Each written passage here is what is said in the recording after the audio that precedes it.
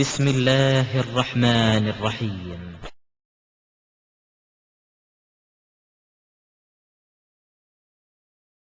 அன்புக்குரிய சகோதரர்களே, இந்த இடத்துல ஒரு முக்கியமான ஒரு விஷயத்தை நாம இங்கே பதிவு செய்ய விரும்புகின்றோம். இப்படி அலை அலையாக மக்கள் இஸ்லாத்தை நோக்கி வருகின்றார்களே, அப்படி வருவதற்கு அல்லாஹ்வுடைய மகத்தான கிருபையை கொண்டு தமிழ்நாடு தௌஹீத் ஜமாஅத்தினுடைய இந்த ஏகத்துவ பிரச்சாரம், சத்திய இஸ்லாத்தை மக்கள் மத்தியில் எத்தி வைக்கக்கூடிய இந்த வீரியமான பிரச்சாரம் தமிழ்நாடு தௌஹீத் ஜமாஅத்தினுடைய மாவட்ட மற்றும் கிளை நிர்வாகிகள், கிளை உறுப்பினர்கள், மாவட்ட பிரச்சாரர்கள், மாநில பிரச்சாரர்கள் இவர்கள் அனைவரும் சேர்ந்து செய்யக்கூடிய அந்த கூட்டு பிரச்சாரம் இருக்கின்றது. அதுதான் ஒரு மிகப்பெரிய ஒரு புரட்சியை ஏற்படுத்த காரணமாக இருக்கின்றது. எந்த அளவிற்கு என்றால், இஸ்லாத்தை பிற மக்கள் மத்தியில கொண்டு போய் சொல்வதற்கு தமிழ்நாடு தௌஹீத் ஜமாஅத் எடுத்திருக்கக்கூடிய அந்த வழிவகைகள் நீங்க பாத்தீங்கன்னா சுப்ஹானல்லாஹ், பட்டியல் போட்டா போட்டுக்கொண்டே போகலாம். அப்படிப்பட்ட ஒரு மகத்தான பணியை தமிழ்நாடு தௌஹீத் ஜமாஅத் பிற மத சகோதரர்கள் மத்தியில இஸ்லாத்தை எத்தி வைப்பதற்காக செய்யக்கூடியதை நாம பார்க்கின்றோம். எந்த அளவிற்கு என்றால், என்னென்னலாம் பண்றாங்க, போஸ்டர்கள் மூலமாக,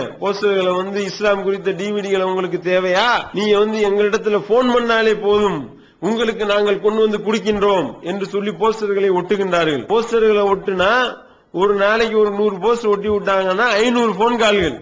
இஸ்லாத்தை பற்றி அறிவதற்கு மக்கள் அவ்வளவு தேடல்ல இருக்கின்றார்கள்.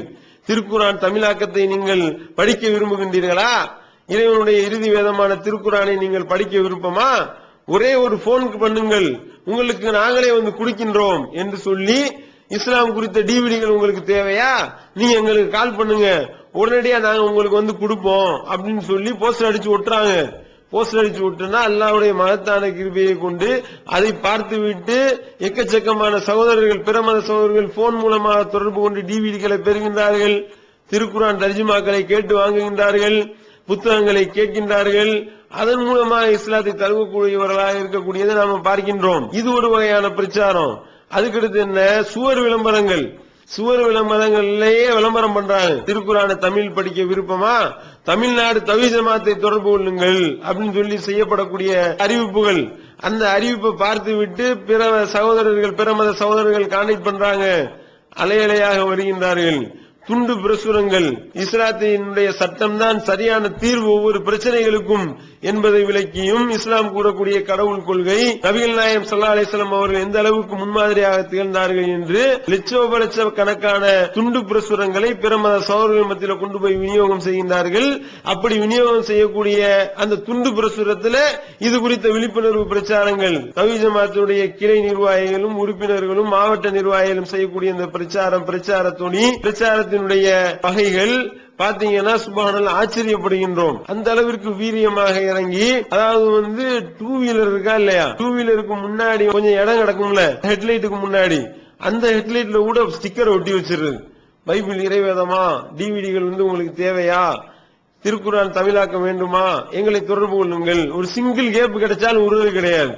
அதோடு மட்டுமல்லாமல் ஆட்டோ ஓட்டுறாங்களா, ஆட்டோ ஓட்டுறதுக்கு பின்னாடி இது போன்ற போஸ்டர்களை ஒட்டி விட்டுறது. ஆட்டோவில் ஓடும் பொழுதே இது போன்ற டிவிடிகள், இது போன்ற புத்தகங்கள் ஆட்டோக்குள்ளே தொங்க விட்டு பிரச்சாரம் பண்றது. ஆட்டோல சவாரி வரக்கூடியவர்களுக்கு அந்த வண்டியில ஏறி கீழே இறங்குறதுக்குள்ள இந்த ஏகத்துவ பிரச்சாரத்தை கொண்டு போயிட்டு குர்ஆன் தர்ஜுமா அன்பளிப்பு கொடுத்தோம் போட்டோக்கள் அனுப்பி வைக்கின்றாரு. அது மட்டுமா, குறவன் குரத்திகளை கூட விட்டு வைக்கிறது இல்லை. குறவன் குரத்திகள் இருக்கக்கூடிய பகுதியில போய் நரிக்குறவர்களுக்கு தாவா, மலைவாழ் மக்களும் நரிக்குறவர்களும் இருக்கக்கூடிய ஏரியால போய் இந்த ஏகத்துவ அழைப்பு பணியை நரிக்குறவர்கள் மத்தியில செய்யறாங்க. நரிக்குறவர்கள் அனைவரையும் கூப்பிட்டு உட்கார வைத்து அவர்களோடு ஒன்றாக ஒன்றிணைந்து நடத்துறாங்க. இஸ்லாம் ஒரு இனிய மார்க்கம் கேள்வி பதில் நிகழ்ச்சி. நரிக்குறவர் இடத்துல கொஞ்சம் யோசனை பண்ணி பாருங்க. சாமியோ, நீங்க இந்த மாதிரி வரதட்சணை வாங்குறீங்களே சாமியோன்னு அந்த நரிக்குறவர்கள் கேட்கக்கூடிய கேள்விகள் எல்லாம் நினைச்சு பார்த்தாலே பூரிப்பு ஏற்படுகின்றது. அப்போ அப்படிப்பட்ட நரிக்குறவர்களோட போய் ஒன்றிணைந்து உட்கார்ந்து அவங்கள்ட்ட கேள்வி கேட்க சொன்னா, நரிக்குறவர்கள் கேட்ட கேள்வியை பார்த்தா ஆச்சரியமாக இருக்கின்றது. உங்க சமுதாயத்தில் இப்படி வரதட்சணை வாங்குறீங்களே, இது நியாயமா? இப்படி திருமணங்களை ஆடம்பரமா பண்றீங்களே, இது மார்க்கத்தில் இருக்கின்றதா? யார் கேட்கிறா? நரிக்குறவர்கள் கேட்கின்றார்கள். அதோடு மட்டும் இல்லாமல் கடவுளுக்கு உருவம் கற்பிக்கிறது கூடுமா? இது போன்ற கேள்விகளை அந்த நரிக்குறவர்கள் கேட்க நம்முடைய தவ்ஹீத் ஜமாத்தினுடைய பிரச்சாரகர்கள் அவங்களுக்கு பதிலளித்தார்கள் என்ற செய்தியை பார்க்கிறோமே. பாத்தீங்களா எந்த அளவிற்கு இந்த ஏகத்துவ பிரச்சாரம் இஸ்லாமிய பிரச்சாரம் மக்கள் மத்தியில் சென்றடையுது பாத்தீங்களா. அப்பதான் தெரிய வருகின்றது நரிக்குறவர்கள் மத்தியில அவங்க தங்களுக்குள்ள மகர் கொடுத்து கல்யாணம் பண்ணிக்கிறாங்களாம். அந்த விஷயமும் அப்பதான் தெரிய வருகின்றது. அப்ப இப்படி நரிக்குறவர்கள் அதே மாதிரி நாமக்கல்ல நரிக்குறவர்களிடத்துல போய் தாவா பண்றாங்க. அங்கே உள்ள நரிக்குறவர்கள் பரவலா உருது பேசக்கூடியவர்களா இருக்கின்றார்கள். நம்ம சகோதரர்கள் நம்மளுடைய பிரச்சாரங்கள் எதுலையும் சளைத்தவர்கள் இல்லையே. அவங்க உருதுல கேள்வி கேட்க உருதுல இஸ்லாம் ஒரு இனியமா இருக்கும் கேள்வி பதில் நிகழ்ச்சி நடத்துறத பாக்குறோம். அது மட்டுமா கிராமப்புற தாவாக்கள் குழு தாவாக்கள் மூலமாக பிற மத சகோதரர்களை சந்தித்து அவங்களுக்கு இஸ்லாத்தை எத்தி வைக்கிறது. இப்படி அடுக்கிக் கொண்டே போகலாம். அதுல ஒரு மிகப்பெரிய ஒரு புரட்சியை ஏற்படுத்தக்கூடிய ஒரு புதிய வகை தாவா என்ன தெரியுமா? இலவச புக் ஸ்டால் தாவா. ஒவ்வொரு மக்கள் கூடக்கூடிய இடங்கள்ல ஒவ்வொரு ஆளும் தன்னுடைய வியாபாரத்தை எப்படி பெருக்கிறது, தன்னுடைய வாழ்வாதாரத்தை எப்படி பெருக்கிறதுன்னு யோசிச்சு கொண்டிருப்பான். ஆனா இங்க என்ன நிலைமை? இந்த ஏகத்துவத்தை மக்கள் மத்தியில எப்படி கொண்டு போய் சொல்வது, எந்த மாதிரியா வித்தியாசமா கொண்டு போனா இந்த மக்களிடத்துல கொண்டு போய் சேர்க்க முடியும் என்று உட்கார்ந்து ஆய்வு பண்ணி புக் ஸ்டால்கள் இலவச புக் ஸ்டால் தாவா. இலவச புக் ஸ்டால் தாவா ஒரு மக்கள் கூடக்கூடிய பொது இடங்கள்ல ஒரு ஸ்டால் அமைக்க வேண்டியது. ஸ்டால் அமைத்து ஏகத்துவ பிரச்சார புத்தகங்கள், டிவிடிக்கள், திருக்குரான் தர்ஜுமா எல்லாத்தையும் அடுக்கி வச்சிட வேண்டியது. வியாபாரம் பண்றமாக மக்கள் வேகமா வருவாங்க. அந்த நேரத்தில் அவங்களுக்கு விளக்கக்கூடிய வகையில இஸ்லாம் குறித்த விளக்க பேனர்கள், ரசூல் ஸல்லல்லாஹு அலைஹி வஸல்லம் அவர்கள் குறித்த விளக்க பேனர்கள், துண்டு பிரசுரங்கள் இதுகளை எல்லாம் விநியோகம் பண்றது பாப்பாங்க. என்ன நல்லா இருக்கே, என்ன விஷயம் அப்படின்னு சொல்லி கேட்கும் பொழுது புத்தகத்தை எடுப்பாங்க. புத்தகத்தை எடுக்கக்கூடியவர்களுக்கு இது இலவசம், நீங்க படிங்க அப்படின்னு சொன்னோனையும் ஆச்சரியப்பட்டு என்ன இது இப்படி இல்லாம பண்றீங்க, இது மத நல்லிணக்கத்தை ஏற்படுத்துறதுக்காகவும் இஸ்லாத்தை பத்தி நீங்கள் விளங்கிக் கொள்வதற்காக இந்த ஏற்பாடை நாங்க பண்றோம் என்று சொல்லி இலவச புக் ஸ்டால் தாவாக்களை பண்றாங்க. சுப்ஹானல்லாஹ். இந்த இலவச புக் ஸ்டால் தாவாக்களுக்கு மக்கள் மத்தியில அவ்வளவு வரவேற்பு. சில கல்லூரிகள் முன்னிலையெல்லாம் போடுறாங்க. போட்டா அந்த புக் ஸ்டால் ஆரம்பித்து போடப்பட்டு 20 நிமிஷம் 10 நிமிஷத்துல அனைத்து புத்தகங்களும் காலி. அந்த கல்லூரி மாணவ மாணவியர்கள் அவ்வளவு தேடுதல்கள் இருக்கிறார்கள். அப்ப இஸ்லாத்தை தவ்ஹீத் ஜமாத்தினுடைய மாவட்ட கிளை நிர்வாகிகள் பல்வேறு கோணங்களாக பல வழிகள்ல கொண்டு போய் சேர்த்து அல்லாஹ்வுடைய மகத்தான கிருபையை கொண்டு இந்த ஏகத்துவ பிரச்சாரத்தை, இந்த இஸ்லாமிய மார்க்கத்தை மக்கள் மத்தியில் கொண்டு போய் சேர்த்து வருகின்றார்கள். அப்படி சேர்த்து வரக்கூடிய விளைவு இப்படி அலையலையா அல்லாஹ் கொண்டு சேர்க்கிறான். பாத்தீங்களா? அப்ப என்னன்னா நாம சொல்ல தயார் இல்ல, நாம சொல்ல தயாராக இருப்போமே ஆனால் மக்கள் அலையலையாக வர தயாராக இருக்கின்றார்கள். ஒரே ஒரு போஸ்ட் கார்டு போட்டால் போதும், திருக்குரான் தமிழாக்கம் நான் படிக்க விரும்புறேன், என்னுடைய முகவரிக்கு நீங்க அனுப்பி வைங்க அப்படின்னு ஒரு போஸ்ட் கார்டு போட்டா போதும். திருக்குரான் கேட்டு வரக்கூடிய அந்த கடிதங்களுடைய குவியல்களை பாருங்க, ஒவ்வொரு நாளும் பரக்கத்தா குவிகின்றது. அப்ப எந்த அளவுக்கு மக்கள் தேடுதல் இருக்கிறாங்க. அப்படி வரக்கூடிய ஒவ்வொருவருக்கும் அவர்களுடைய அந்த கடிதத்தோடு என்ன செய்யணும், நேரடியாக திருக்குரான் தர்ஜுமாவை அனுப்புறது கிடையாதுங்க. அது நம்ம மாநில தலைமையகத்தின் சார்பாக யார் யாரெல்லாம் கேட்கின்றார்களோ அவங்க எல்லாருக்கும் இலவசமா கொடுக்கிறோம். திருக்குரான் தர்ஜுமா மட்டும் கொடுக்கிறது இல்ல, இஸ்லாத்தை அதனுடைய தூய வடிவில் விளக்கக்கூடிய வகையிலான புத்தகங்கள், கிறிஸ்தவ சகோதரராக இருந்தால் பைபிள் இறைவேதமா, இயேசு இறைமகனா, பைபிள் நபிகள் நாயகம், இயேசு சிலுவையில் அறையப்படவில்லை இது போன்ற புத்தகங்கள், கிறிஸ்தவ விவாத டிவிடிக்கள், இது எல்லாத்தையும் ஒரு செட்டா வச்சு சம்பந்தப்பட்டவருக்கு அனுப்ப மாட்டோம். எந்த மாவட்டத்திலிருந்து அந்த பிற மத சகோதரர் கான்டாக்ட் பண்ணிருக்கிறாரோ அவருடைய அந்த கடிதத்தை வைத்து அந்த மாவட்டத்துக்கு அனுப்பி விட்டுருவோம். உதாரணத்திற்கு ராமநாதபுரம் மாவட்டத்திலிருந்து ஒரு சகோதரர் கடிதம் எழுதியிருக்கிறாரா, பிரமத சகோதரர் சந்திரன் ஒரு ஆள் எழுதியிருக்கிறாரா, இந்த சந்திரனுடைய முகவரி இதுதான், அவருடைய கடிதம் தான் இருக்கு அப்படின்னு சொல்லி அந்த திருக்குரான் தர்ஜுமாவோட புத்தகங்கள் டிவிடிக்களை மாவட்டங்களுக்கு அனுப்பிடுவோம். மாவட்ட நிர்வாகம் என்ன பண்ணுவாங்க, கிளை நிர்வாகிகளோடு இணைந்து சம்பந்தப்பட்ட நபரை நேரடியாக போய் சந்திப்பாங்க. நீங்க தலைமை கடிதம் போட்டீங்களா, நாங்க உங்களுக்கு திருக்குரான் அன்பளிப்பா கொடுக்க வர்றோம், நாங்க கொடுக்கிறோம் என்று சொன்னோன்னே அவங்களே பூரித்து போகின்றார்கள். என்னடா அது ஒரு போஸ்ட் கார்டு போட்டா நேரடியா இந்த அளவிற்கு சொல்கின்றார்கள் என்பதை எல்லாம் பார்த்து ஆச்சரியப்பட்டு இப்படி இந்த ஏகத்துவ பிரச்சாரத்தை மக்கள் மத்தியில் கொண்டு போய் இந்த ஜமாத் சேர்த்து கொண்டிருக்கின்றது. அன்புக்குரிய சகோதரர்களே, வெறுமனே ராமநாதபுரத்திலிருந்து ஒரு பிரமத சகோதரர் ஒருத்தவர் ஒரு குரானை கேட்டு கடிதம் போட்டிருந்தா ராமநாதபுரத்துல மட்டும் கொண்டு போய் கொடுக்கறதுன்னு நினைச்சுக்கிறாதீங்க. தமிழ்நாடு தவ்ஹீத் ஜமாத்தினுடைய கிளைகள் உலகம் முழுவதும் வியாபித்திருக்கின்றது. உலகத்துல எந்த மூலையில இருந்து யாரு திருமறை குர்ஆன் தர்ஜுமா கேட்டாலும் திருக்குர்ஆனை தமிழ்ல படிக்கணும் அப்படின்னு சொல்லி கேட்டாலும் எந்த மூலையில இருந்தாலும் தௌஹீத் ஜமாத் கிளை அங்கே இருக்குமே, ஆனால் அங்கே கொண்டு போய் கொடுக்கக்கூடிய ஒரு மகத்தான நற்பணியை இந்த தமிழ்நாடு தௌஹீத் ஜமாத் சிறப்பாக செய்து வருகின்றது. உதாரணத்துக்கு உங்களுக்கு சொல்றதாக இருந்தால், இங்கிலாந்துல இருந்து ஒரு பிரமத சகோதர பெண்மணி ஒரு மெயில் அனுப்புறாங்க. அவங்க பேர் அன்னபூர்ணா. அவங்க இங்கிலாந்துல லிவர்பூல் என்ற ஏரியால இருக்கிறாங்க. அந்த லிவர்பூல் ஏரியால இருக்கக்கூடிய அந்த அன்னபூர்ணா என்ற சகோதரி அவங்க என்ன செய்யறாங்க, எனக்கு திருக்குர்ஆனை தமிழ்ல படிக்க நான் விரும்புறேன், எனக்கு திருக்குர்ஆன் தமிழாக்கம் தேவைப்படுதுன்னு மெயில் அனுப்புறாங்க. அவங்களுக்கு அவங்க மெயில் அனுப்பி ஒரு வாரத்துல தமிழ்நாடு தௌஹீத் ஜமாத்தினுடைய இங்கிலாந்து கிளையில் இருக்கக்கூடிய லண்டன் ஜஹீர் அவர்கள் அவங்களுடைய இடத்துக்கே நேரடியா போய் அந்த பெண்மணிக்கு திருமறை குர்ஆனை வழங்கக்கூடிய நிகழ்வுகளை நாம பார்க்கின்றோம். அதே மாதிரி இன்னொரு உதாரணத்தை சொல்வதாக இருந்தால், பிரான்ஸ்ல இருந்து யாழினி என்ற ஒரு பெண்மணி அவங்க என்ன செய்யறாங்க, அவங்க தமிழகத்துக்கு வர்றாங்க. தமிழ்நாட்டுக்கு வரக்கூடிய இடத்துல பாண்டிச்சேரியில ஒரு திருமறை குர்ஆன் தமிழாக்கத்தை வாங்கினாங்களாம். தலைமைக்கு அவங்க எழுதின கடிதம், இந்த மாதிரி நான் ஒரு தமிழாக்கம் வாங்கினேன், அந்த தமிழாக்கத்தை வாங்கி படிச்சு பார்த்தா தமிழே எனக்கு புரிய மாட்டேனுது.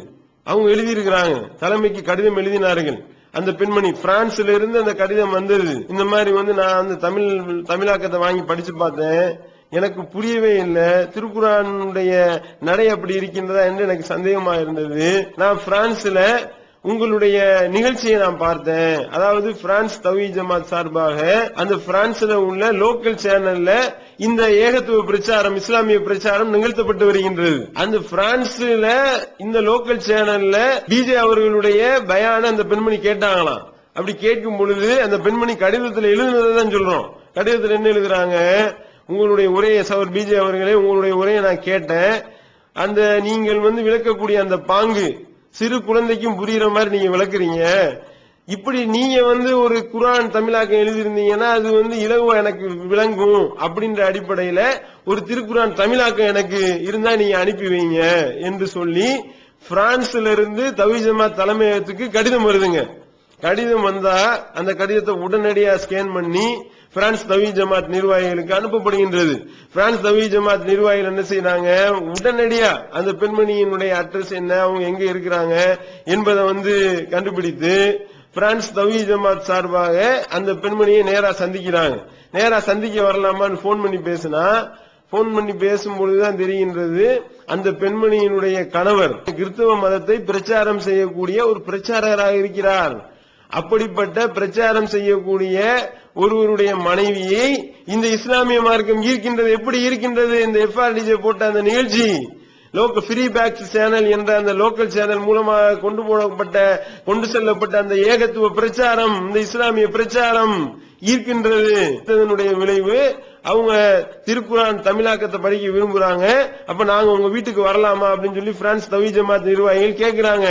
கேட்டா அந்த பெண்மணி என்ன சொல்றாங்க, வீட்டுக்கெல்லாம் வந்துடாதீங்க, என் புருஷங்காரர் அவர் கிறிஸ்தவ மதத்துல ஆழ்ந்த பற்றுடையவர், நான் இப்பதான் இஸ்லாத்தை பத்தி தெரிந்து கொண்டு வருகின்றேன், ஒரு குறிப்பிட்ட இடத்தை சொல்லி அந்த இடத்துல உங்க இடத்துல திருக்குர்ஆன் தமிழாக்கத்தை நான் வாங்கிக்கிறேன் என்று சொல்லி பிரான்சும் தமிழும் பேசக்கூடிய அந்த தமிழ்நாட்டை பூர்வீகமாக கொண்ட அந்த பெண்மணி, பிரான்ஸ்ல போய் குடியேறிய பெண்மணி, அவங்க என்ன செய்யறாங்க, திருக்குர்ஆன் தமிழாக்கத்தையும் அதோடு அந்த பெண்மணி கிறிஸ்தவ பெண்மணியா இருந்ததுனால இயேசு இறைமகனா, இதுதான் பைபிள், இது போன்ற அந்த கிறிஸ்தவ மார்க்கத்தோடு சம்பந்தப்படுத்தி எழுதப்பட்ட அந்த புத்தகங்களையும் நம்முடைய பிரான்ஸ் தௌஹீத் ஜமாத் நிர்வாகிகள் பரிசா கொடுக்கறாங்க.